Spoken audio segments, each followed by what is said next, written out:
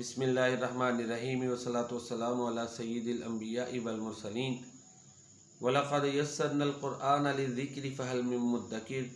मोहतरम नाज़रीन, जो लोग कुरान करीम ऊपर से देख के पढ़ते हैं, उसके हाफिज़ नहीं होते, नाज़रा कुरान करीम पढ़ते हैं, उनके हवाले से ये आम तौर पर देखने में आया है कि वो हरूफ मद्दा की गलती बहुत ज़्यादा करते हैं। ये मैं एक दो चीज़ें आपकी खिदमत में रखूँगा, इनको आप जहन नशीन करें और इनको जहन में बिठाकर कुरान करीम की तिलावत करें तो इंशाअल्लाह अज़ीज़ हरूफ मद्दा की गलती से आप बच सकते हैं। वो इस तरह के ज़बर अलिफ के बग़ैर हो तो फिर उसकी आधी मिकदार होती है जिस भी रफ्तार से आप पढ़ेंगे। इसी तरह अगर ज़ेर है वो या के बग़ैर है, यानी ज़ेर के बाद या साकिन नहीं है, तो उस ज़ेर की मिकदार जो है वो आधी हाफ होगी।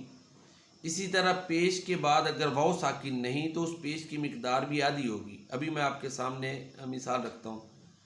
मिसाल के तौर पर बा ज़बर बा, अगर इसके बाद अलिफ आ जाता है, बा ज़बर अलिफ, तो फिर इसकी मिकदार डबल कर दें, बा ज़बर बा ज़बर अलिफ बा।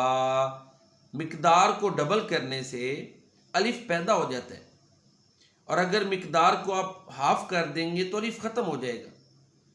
अब बहुत से मौक़े पर लोगों को पता नहीं है, हरूफ मद्दा की गलती करते हैं और इससे कुरान करीम के तर्जमे में फ़र्क पड़ जाता है। दूसरी शक्ल बा ज़ेर बी, बा ज़ेरिया बी और बा खड़ी ज़ेर बी, इसकी भी मिकदार या साकिन से पहले ज़ेर के बराबर है, यानी बा ज़ेर बी से डबल है। फिर सुन लें, बा ज़ेर बी, बा खड़ी ज़ेर बी, बा ज़ेरिया बी। इसी तरह बा पेश बू, बा उल्टा पेश बू, उल्टा पेश की मिकदार भी डबल हो जाएगी, बा पेश वाव बू या बा वाव पेश बू। दोनों तरह ठीक है, कुरान करीम जैसे भी पढ़ते हैं कोई मसला नहीं है, जैसे भी जोड़ करवाते हैं वो दोनों तरह दुरुस्त है, जैसे जैसे भी असातिज़ा किराम करवाएंगे। तो ये मुझे उम्मीद है कि मैंने जो आपकी खिदमत में अर्ज़ की है ये इंशाअल्लाह अज़ीज़ आप ज़हन नशीन करेंगे, आगे भी बताएंगे, ये सदका जारी है। तो ये हरूफ मद्दा की गलती ये कोई सिफात की गलती नहीं है कि जिससे सिर्फ हुस्न में कमी आएगी, बल्कि ये ऐसी गलती है जो मीनिंग में चेंज का मूजब बनती है, बाइस बनती है। इससे इज्तिनाब और एहतराज ज़रूरी है। बहुत से तलबा को मैंने देखा है कि वो हरूफ मद्दा की गलती से नहीं बच सकते, उनके ज़हन में ये कॉन्सेप्ट ही नहीं होता।